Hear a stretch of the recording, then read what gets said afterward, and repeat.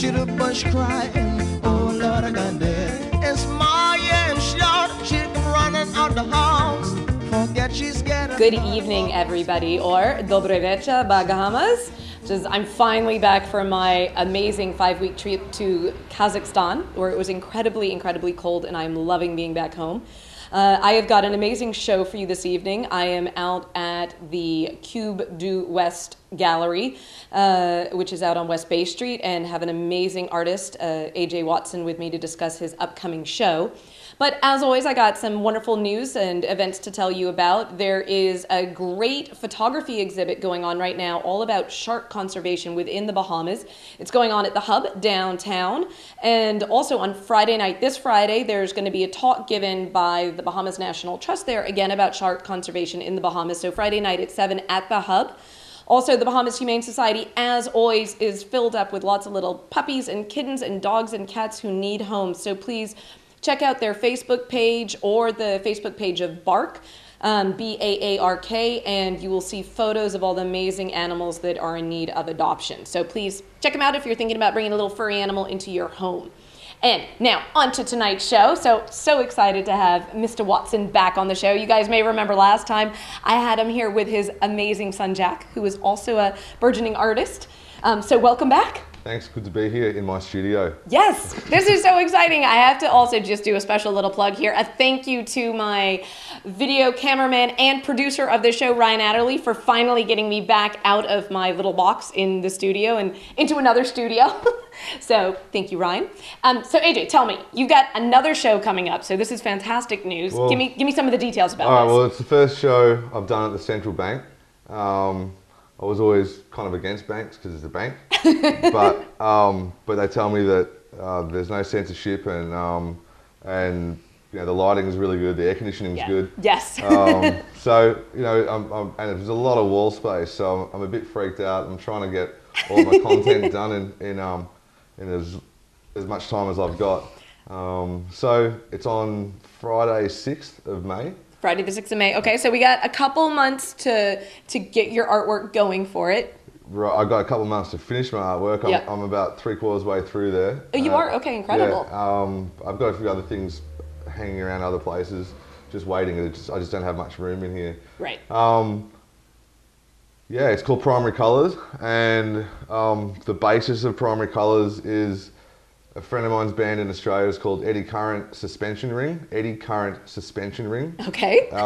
It's a car part. Boy, because I have to be sexist here. As a girl, I have no idea what that is. I had no idea either. Okay, right? good. They just called the band Eddy Current Suspension Ring, and they produced an album called Primary Colours, and every time I've been painting to this album, and that's the continuity in what I've been painting. And it's a little bit monotonous. I mean, if you were standing here, you'd be hating me because I'd been playing the same music, continuously all the time when I'm painting. But the other thing is I've been looking at the way that advertisers advertise to us by using primary colours, and what we're attracted to, what I'm attracted to, and so on. So I just went and bought my primary colours and I started painting, and sometimes I mix them and make other colours, but most of the time it's just primary colours. But your base for all the paintings is then you are just using the red, blue, I am just using primary colours. I'm listening to primary colours, and a little bit, you know, I mean, it's kind of the music I guess I used to skate to when I was a kid, like, you know. So this is I love the I don't know if it's continuity, but sort of this is the common thread hanging through everything. It's I like, as a non-artist, I really like when I can grab onto something and I'm like, oh, good, I can understand that. It's a really cool band. You can check them out on iTunes, and they're on MySpace as well. They're most definitely not on Facebook though. They don't like Facebook. But anyway, no, it's been interesting because that is the continuity to the show. Everything's slightly different, and I go in a tangent in one direction, and then I come back, and I'm constantly experimenting as well, and I'm learning, you know. So. But I think that's also really interesting that is the common thread is primary colors, as opposed to you often, not always, but you often find an art show it's about still life, or it's about people, or it's about action, or it's about some sort of political concept. But I love that it's the colors that are almost more of the focus here. Well, it's not just the colours, it's the music. So the music is what, I mean, I find that I brushstroke to the music. So, You've almost got that rhythm within the art. And it's interesting. You know, I mean, I had an art teacher who didn't like me listening to music at all when I painted or drew, and he said it interfered with your left-hand side of the brain, which is the creative side. You know, whatever. I was like, oh, whatever. You know, but you know, sometimes I just paint without music at all, and it's really interesting. You do get into like a wormhole, you know, you just get sucked right into the moment. So there is an influence. Perhaps he was correct that it is an influence on the left side of the brain. I don't know, because I kind of like that interruption, you know. Yeah. Like, I mean, I have my kids constantly harassing. You've got other interruptions, yes. You know, I mean, I don't mind interruption at all, you know, and I like it. I think that art is about interruption, and it's about like, there's some pain that you have to go through. Like there's a process of it as well. It shouldn't ever be a forced thing, because when you push against something, it finds a way to push back at you.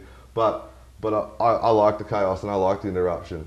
Which is, I mean, having read some of the agony and the ecstasy, some of these books about the artists, you know, and you do have those artists though they go and they closet themselves off, you know, and they need to be completely locked away from their children and noise and all of that. So it's great that you're able to embrace it almost and bring that chaos got a process, in. Right?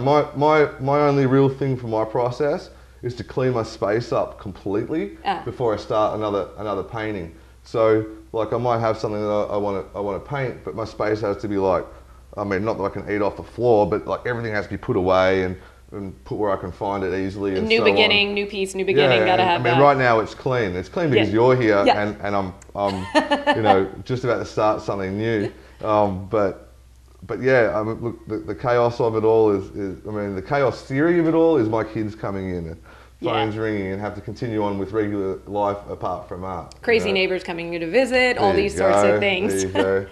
So, okay, but I do want to talk about, because we have this amazing piece behind us that I'm hoping everybody is able to take in. And I do love that this is the backdrop, because the primary colors are in effect here. But how did you come up with sort of doing a piece about a famous person? I find this really fascinating. Like, look, I don't think everything is original as far as artists go. Yeah. And my concepts aren't completely original either, but from what we look at and what we see and what we take in, we start to move, to evolve ahead and create something original, right? Not that I'm copying anyone. No, I love that. It's the evolution of an original idea or an original image. It's like one step forward and 5 steps back, and and then that 5th step back, you go, oh, you know, the penny drops and you get it. I was just looking at, like, you know, things on the internet one day, and well, pretty much every day I spent about 2 hours just looking around, you know. And I've always liked Salvador Dali, and I really like this picture of him, and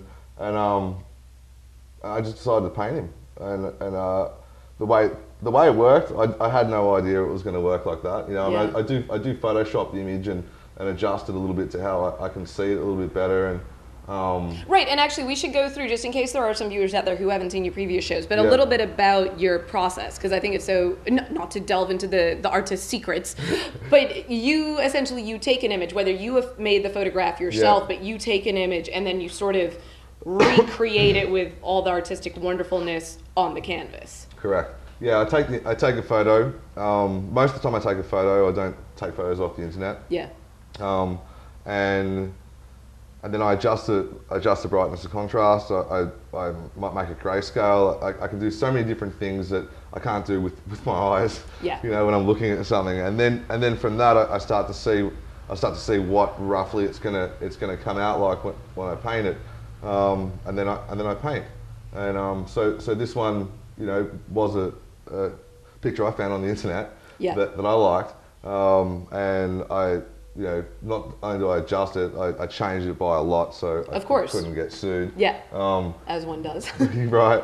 And then I stuck to listened to my album Primary Colours by Eddie Current Suspensionary, and I painted, and then a visiting art collector came from Miami.